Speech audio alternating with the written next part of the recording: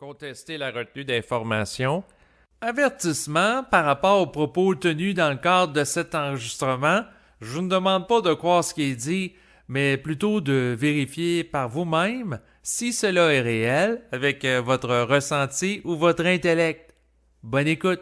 Si l'individu subit de la retenue d'informations des plans de la lumière, qu'il le garde dans de l'ignorance générant de la réflexion, il faut qu'il la conteste en s'appuyant sur son autorité vibratoire qu'il doit se donner, car elle ne lui est pas accordée de naissance. La volonté de la contester, provenant de la psyché de l'individu, va générer une connexion vibratoire de lui avec les plans de la lumière pour qu'il puisse aller y puiser l'information dont il a besoin pour se sortir de l'ignorance. L'individu va alors projeter la puissance de sa volonté vers eux et elle va lui donner l'autorité pour accéder à l'information. L'autorité vibratoire dans le rapport au plan est une clé qui ouvre les portes de l'accès à leur savoir. Donc l'individu doit manifester sa force de pénétration psychique pour aller chercher de l'information qui lui était voilée jusqu'alors. C'est l'individu, par lui-même, de manière autonome, avec sa puissance de pénétration psychique, qui doit se sortir de son ignorance pour entrer dans le réel. Il n'a pas à attendre après les autres pour cela. Plus la force de pénétration psychique est grande d'un individu, et plus il peut avoir accès à des informations qui se retrouvent sur les plans de la lumière en proportion. Plus spécifiquement, c'est la quantité d'énergie de l'esprit intégrée au sein de l'individu dans le cadre du processus de sa fusion avec lui et rehaussant son taux vibratoire qui va déterminer sa puissance de pénétration psychique et son autorité réelle issue de sa volonté pour savoir. Plus elle est grande et plus il a une capacité de puiser sur les plans de l'information. Quelqu'un qui a intégré au complet l'énergie de l'esprit dispose alors de l'autorité absolue de tout savoir ce que ce dernier sait. Il n'y a plus alors d'entités mentales ou astrales qui peuvent le bloquer ou le limiter dans l'accès à des informations. Concernant la contestation de la retenue d'informations, il doit être mentionné aux gens qui ont tendance à être perfectionnistes qu'il vaut mieux remettre en question ce qui les fait souffrir d'une manière maladroite plutôt que pas du tout.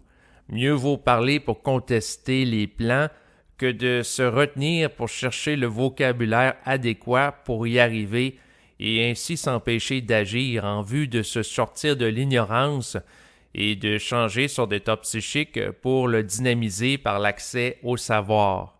Au lieu de souffrir passivement du vide de l'ignorance, il faut se mettre en action pour aller chercher l'information et accéder à la plénitude de la vibration du savoir et de la paix de l'esprit qu'elle génère.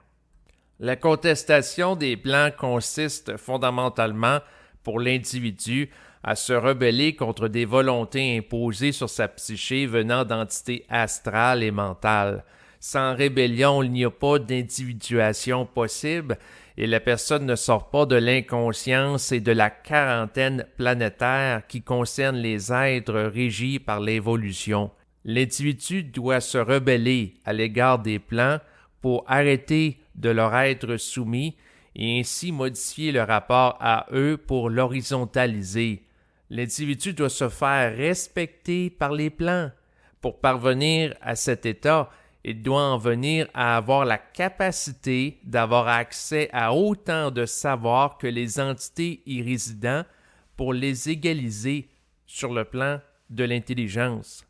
Si l'individu n'est pas confronté à de l'opposition, il ne peut pas vivre le développement de sa volonté propre en réaction à cette dernière. Sans adversité, l'individuation n'est pas possible car s'individualiser implique nécessairement de générer une volonté individuelle qui n'existait pas avant. Sans opposition, il n'y a pas d'élément pour amener l'individu en voie d'évolution à être autrement et à délaisser des mémoires et des formes auxquelles il donnait de l'importance jusqu'alors. sans être confronté aux limites des formes pensées auxquelles la personne donne de la valeur à travers les oppositions, elle n'en vient pas à vouloir vivre au-delà de ces dernières pour fonctionner d'une manière purement vibratoire, autonome et pour être fluide comme l'esprit. Sans contestation, il n'y a pas d'émancipation psychique possible de la tutelle des plans. La liberté n'est pas donnée à l'individu, c'est lui qu'il doit se la donner en s'individualisant et en montant en vibration pour égaliser celle des plans de la lumière et des entités qui y résident. Voilà ce qui termine la lecture du texte qui s'intitule « Contester la retenue d'informations ». Vous pouvez y accéder en cliquant sur le lien qui figure en bas de cet enregistrement. Merci de votre écoute. Au revoir.